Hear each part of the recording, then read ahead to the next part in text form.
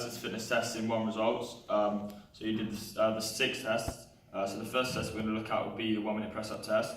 So this test was testing for your muscular endurance. For this test you scored 30 press-ups in 1 minute.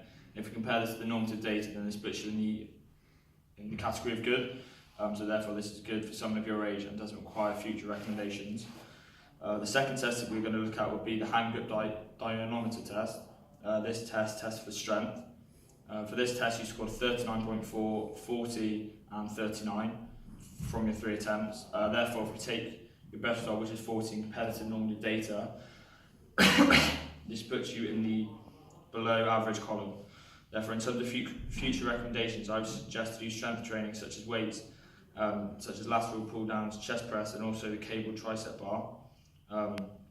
If you look to do this at the gym 2 to 3 times a week and to make sure you're working at 60 to 80% intensity. Also I would suggest to do 3 sets of 10 reps to ensure improvement. Also I would suggest to spend at least an hour each time for each session by doing it, which means you'll be gaining strength. This will help you in terms of your sport, as you can defend people off the ball as well as kicking it harder. So the third test that we're going to talk about would be the sit and reach test. So this test tests for your flexibility. For this test you were given 3 attempts with a 30-second break in between. If you look at your results, for this test you scored 2 centimetres, 3 centimetres and 5 centimetres. Therefore if we compare this to normative data, this puts you in the average category. This means this could be improved, so my future recommendations for you is to do more stretches such as aerobic and anaerobic stretches and also PNF stretches. This means you'll be doing flexibility training, and I would suggest to do this training for 1 to 2 times a week and to have the intensity of 60 to 80% of your maximum stretch. The reason for this is because flexibility isn't overly important to a footballer, so it doesn't need much work. However, it would be good to improve. Also, I would work on your flexibility training for about 10 to 15 minutes at the end of the training, as you don't need to overly stretch and cause an injury. The fourth test I'm going to talk about would be the vertical jump test. This test tests for power in the lower back and the legs.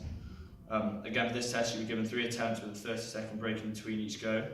If you look at your results for this test, and they were 37 centimetres, 39 centimetres and 39 centimetres. Therefore, if we look at your results and compare this to the normative data, this puts you in the below average section. Therefore, from this, for your future recommendations, I would suggest you weight training in the legs and also power training. For example, the frequency, and you could go to the gym 3 times a week and do exercises such as heavy squats, leg press, jump squats, calf raises and interval sprints. Also, I would suggest the intensity to be 100%. The reason I say this is because the main advantage of doing this will mean more power in the legs, which will be good for your sport, football, as you need leg power to jump up in the air and win headers. Also, I would suggest to do this type of exercise for 30 minutes to get the benefits.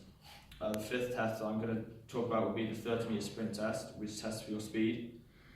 Also, again for this test you're given 3 attempts for this, with a 30-second break in between. If we look at your results for this test, you scored 4.05, 4.31 and 4.33. Therefore, if we compare this to normative data, this puts you in the above average category. Therefore, this means no future recommendations are needed because this is above average for your age. This also means it helps you with playing football to beat players, and also you can work back at a high intensity and win the ball back.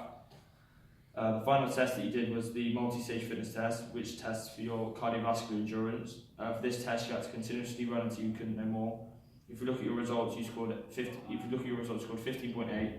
Therefore, if you compare your results to normative data, this puts you in the excellent category, which is exceptional for someone your age. This is also good for your sport because it means you can play the whole duration of the game without getting fatigued. However, if you want to maintain a good cardiovascular system, then you could do aerobic training to maintain a good cardio system. Thank you for taking part in the 6th test.